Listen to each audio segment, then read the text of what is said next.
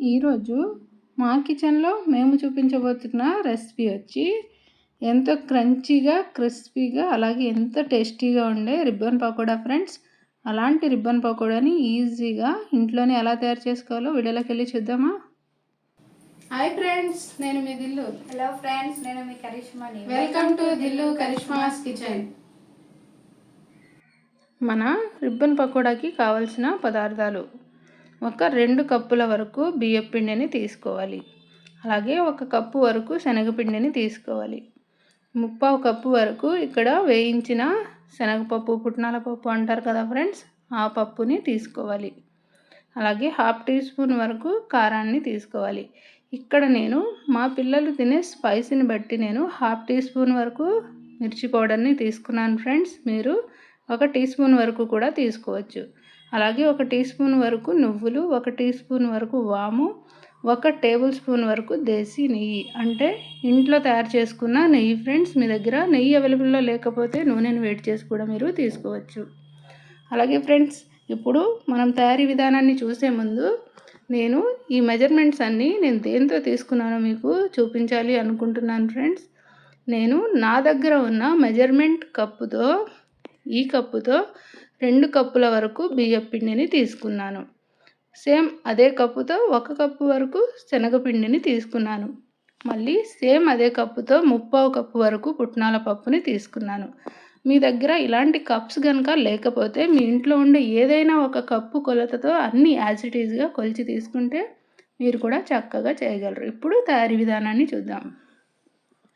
మన రిబ్బన్ పకోడా తయారు చేయడానికి ముందుగా ఈ విధంగా చిన్న మిక్సీ జార్ని తీసుకోవాలి.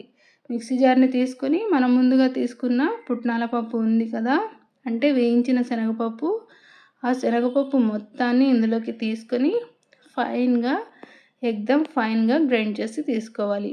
ఫైన్ పౌడర్ లాగా ఈ విధంగా ఫైన్గా గ్రైండ్ చేసి తీసుకున్నాం కదా.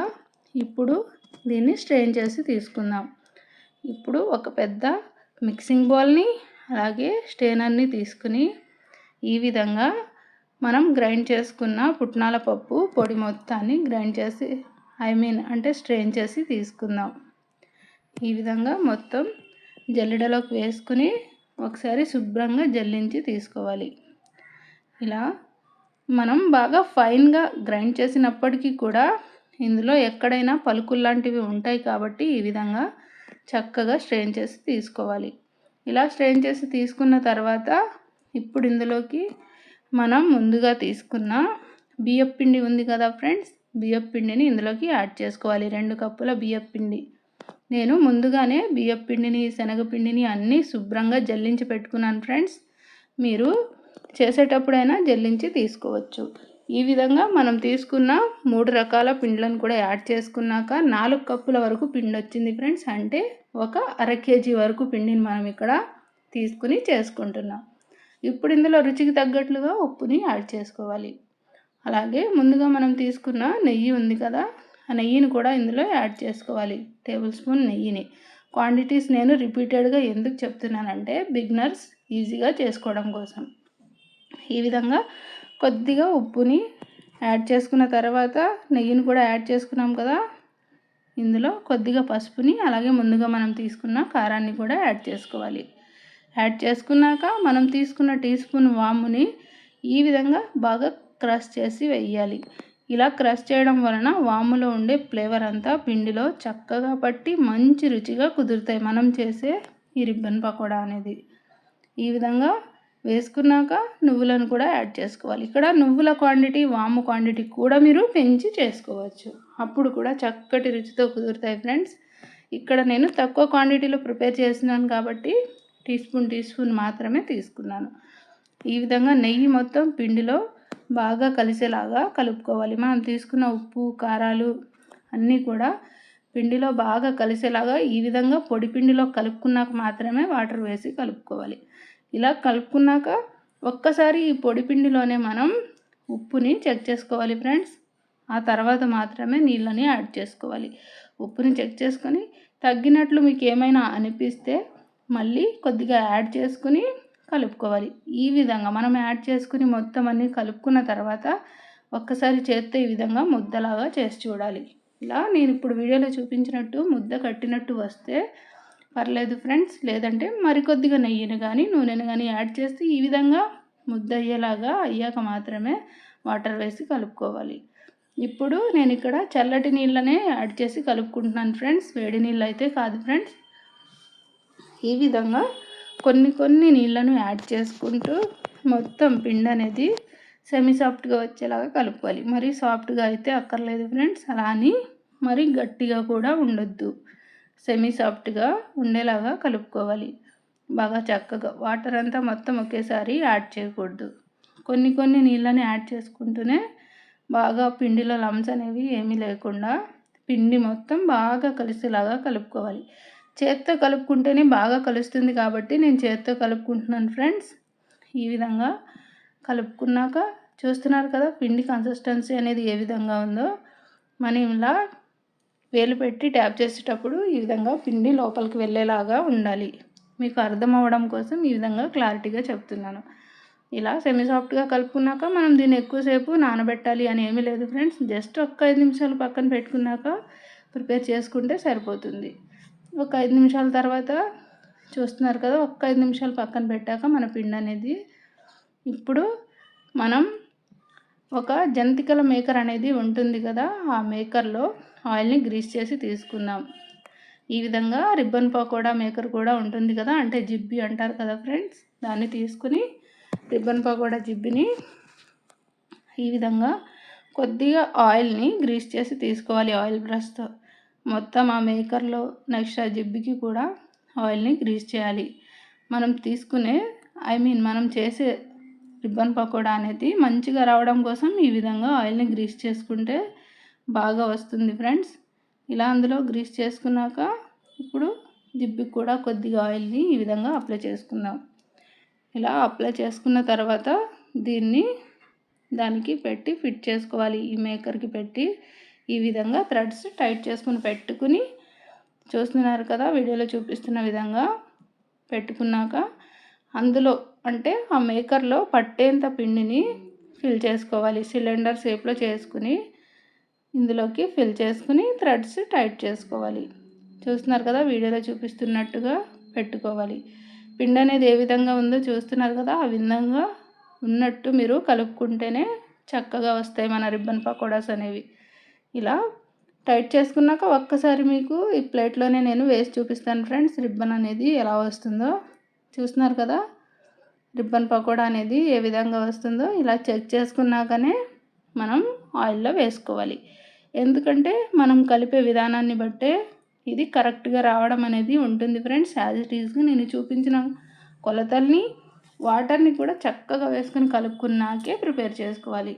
ఇప్పుడు మన రిబ్బన్ పకోడాని ప్రిపేర్ చేసుకోవడం కోసం స్టవ్ దగ్గరికి వెళ్ళి స్టవ్ ఆన్ చేసుకుని ఒక కడాయిలో డీప్ ఫ్రైకి సరిపడా ఆయిల్ని పెట్టుకొని ఆయిల్ కొద్దిగా ఈ విధంగా హీట్ ఎక్కిన తర్వాత మనం ముందుగా ఆల్రెడీ పిండిని ఫిల్ చేసి పెట్టుకున్నాం కదా జంతికల మేకర్లో, దాన్ని రిబ్బన్ పకోడాని ఈ విధంగా వేసుకోవాలి. రౌండ్గా చక్రాల్లాగా వేసుకోవచ్చు, లేదా మీకు నచ్చినట్లు పొడవుగా చిన్న క్యూబ్స్ లాగా వేసుకొని కూడా కట్ చేసుకొని తీసుకోవచ్చు. నేనైతే ఇక్కడ రౌండ్గా వేసుకున్నాను. ఈ విధంగా రౌండ్గా చక్రాల్లాగా వేసుకుని అందులో కనిపిస్తున్న బబుల్స్ అనేవి తగ్గి పూర్తిగా ఇది ఒకవైపు బాగా వేగాక మాత్రమే మరోవైపుకి టర్న్ చేసుకోవాలి.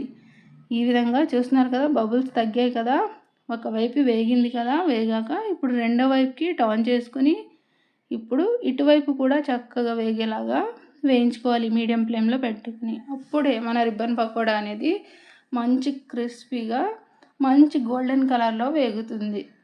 ఈ విధంగా పిల్లలు ఎప్పుడైనా మీకు స్నాక్స్ అడిగినప్పుడు ఈజీగా క్విక్గా ఒక్క 10 నిమిషాల్లో చేయగలిగే ఈ రిబ్బన్ పకోడాని ప్రిపేర్ చేసి పెట్టండి ఫ్రెండ్స్. చాలా టేస్టీగా ఉంటుంది, బాగా ఎంజాయ్ చేస్తూ తింటారు. ఈ విధంగా మంచి బంగారు వర్ణంలోకి వచ్చింది కదా మన రిబ్బన్ పకోడా అనేది. ఇలా వచ్చాక ఒక ప్లేట్లోకి తీసుకుందాం. దీన్ని బాగా వేగిన తర్వాత ప్లేట్ తీసుకొని ప్లేట్లోకి యాడ్ చేసుకోవాలి. అప్పుడు నెక్స్ట్ బ్యాచ్ని ప్రిపేర్ చేసుకోవాలి. పూర్తిగా మొత్తం మనం రెడీ చేసిన పిండి మొత్తాన్ని ఇదే విధంగా మంచిగా బబుల్స్ అన్నీ తగ్గేలాగా వేయించుకుని తీసుకుంటే మంచిగా కుదురుతాయి ఫ్రెండ్స్. మళ్ళీ నెక్స్ట్ బ్యాచ్ రిబ్బన్ పకోడాని సేమ్ అదే విధంగా వేసుకుందాం, రౌండ్గా చక్రాల్లాగా. అంటే మనం తీసుకున్న ఫ్యాన్ సైజుని బట్టి మనం వేసుకోవచ్చు ఫ్రెండ్స్. నేను ఇక్కడ తీసుకున్న ప్యాన్ అనేది కొద్దిగా చిన్నగా ఉంది కాబట్టి నేను ఒకటి మాత్రమే వేసుకుంటున్నాను. కొద్ది పెద్ద సైజులో ఉండే ప్యాన్ని మీరు తీసుకుంటే రెండు అలా కూడా మీరు వేసి వేయించుకోవచ్చు. సేమ్ అదే విధంగా ఇలా బబుల్స్ మొత్తం తగ్గాకే తీసుకోవాలి. దీన్ని కూడా అదే ప్లేట్లోకి తీసుకుని మిగతా పిండి మొత్తాన్ని మనం అలాగే వేసి తీసుకుందాం. అప్పుడు మన క్రంచీ అండ్ క్రిస్పీగా ఉండే రిబ్బన్ పకోడా అనేది చక్కటి రుచితో కుదురుతుంది. మళ్ళీ సేమ్ పిండి మొత్తాన్ని అదే విధంగా వేసుకోవాలి. ఒక్కసారి ఈ విధంగా మీరు ప్రిపేర్ చేశారంటే ఫ్రెండ్స్, మీ పిల్లలు బయట దొరికే ప్యాకెట్స్ వైపు పరిగెట్టకుండా ఇంట్లో ఉండే స్నాక్స్నే ఎంజాయ్ చేస్తారు. ఈ విధంగా మొత్తం మనం రిబ్బన్ పకోడాని ప్రిపేర్ చేసుకున్నాక చూస్తున్నారు కదా ఎంత క్వాంటిటీ వచ్చిందో. మనం తీసుకున్న కొద్దిపాటి పిండికే ఈ విధంగా ఎంత క్రిస్పీగా అలాగే క్రంచీగా ఉన్నాయో మనం రెడీ చేసిన రిబ్బన్ పకోడా అనేది. రుచి కూడా అంతే బాగుంటుంది ఫ్రెండ్స్. యాజ్ ఇట్ ఈజ్గా నేను చూపించిన కొలతల్ని మీరు ఫాలో అవుతూ చేశారంటే మీరు కూడా ఇంట్లో స్వీట్ షాపులలో దొరికే రిబ్బన్ పకోడాని ఈజీగా ప్రిపేర్ చేయగలరు. ఇలా రెడీ చేసుకున్న రిబ్బన్ పకోడా అనేది 10-15 రోజుల వరకు చక్కగా నిల్వ ఉంటుంది ఫ్రెండ్స్. బాగా ఫ్రెష్గా ఎంజాయ్ చేయొచ్చు ఇలాంటి డబ్బాలో వేసి స్టోర్ చేసుకుంటే. కానీ మీ ఇంట్లో మీ పిల్లలు తినే దాన్ని బట్టి నిల్వ అనేది ఆధారపడి ఉంటుంది. ఎందుకంటే దీని రుచి అనేది అంత బాగుంటుంది, పిల్లలు అంత చక్కగా ఎంజాయ్ చేసి తింటారు. అలాగే ఫ్రెండ్స్, మీకు ఇంకేమైనా వంటకాలు కావాలంటే డెఫినెట్గా మాకు కామెంట్ చేసి చెప్పండి. హెల్తీ అండ్ ఈజీ అలాగే క్విక్ రెసిపీస్ కోసం మా దిల్లు కరిష్మాస్ కిచెన్ని ఫాలో అవ్వడం మర్చిపోకండి.